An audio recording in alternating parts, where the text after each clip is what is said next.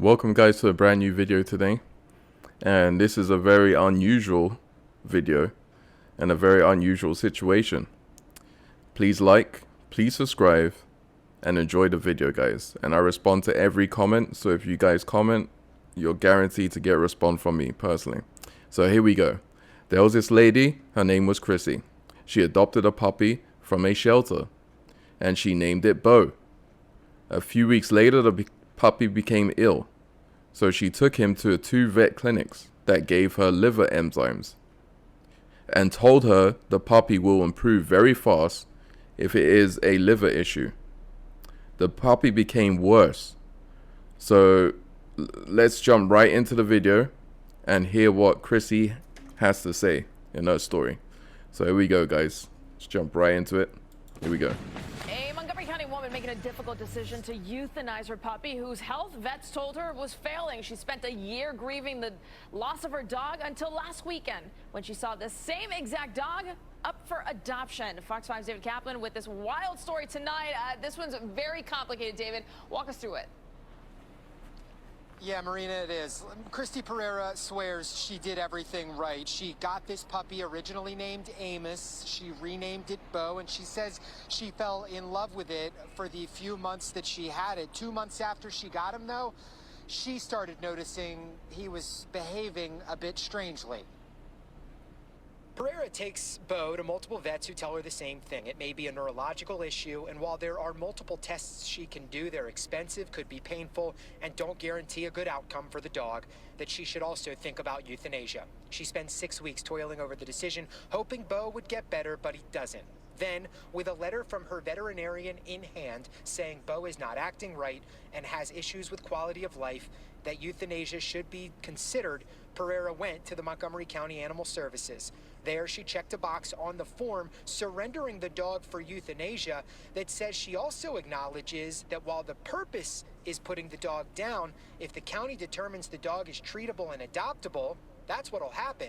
At that facility, owners do not get to go with their pets for the actual euthanasia. The county determined Bo was both treatable and adoptable, but never communicated that with Pereira. Instead, they connected with the original organization she adopted Bo from, Lost Dog in Northern Virginia. They returned the dog to them, which they say is standard protocol in a situation like this, where Montgomery County has a partnership like this with a reputable organization.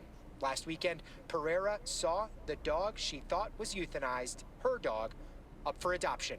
An emotional roller coaster, to say the least. I mean, just with beginning with the grieving of him since last year, I mean, still not over it. You know, it's really tough. To being confused, is that him?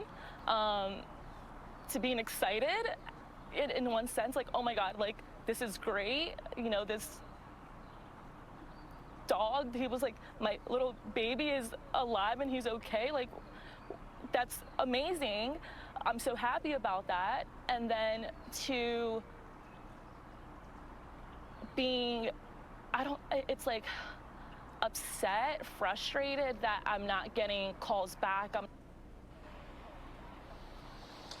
So you just heard it, a true roller coaster of emotions for Pereira with all this. I've made a lot of calls today. A key point of this story was a conversation between Pereira and the adoption organization before the decision to euthanize. The adoption organization in a statement tells Fox 5 that they communicated with Pereira that they would like her to be with the dog during the euthanasia, which again, Montgomery County does not allow, and that if she wasn't going to be with the dog, that they would take the dog back.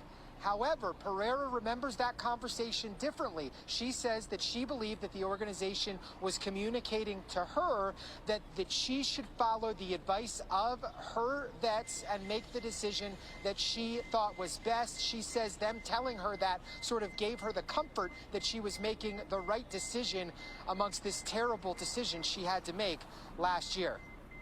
So many things at once, including getting that information as you're grieving the potential loss of your dog. David, what is the organization saying tonight now about maybe potentially making that reunification happen, getting that dog back to its owner. So in a statement to Fox 5, the organization says it is not their policy to return dogs which have been surrendered to animal services back to the owner that originally surrendered them, which technically, whether Pereira exactly knew the situation or not, is the situation that we are in right now.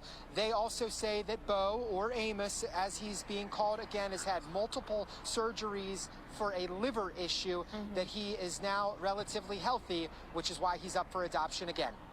All right, we'll see. I imagine there's still more chapters to this book to be written. David Kaplan staying on top of this one for us tonight.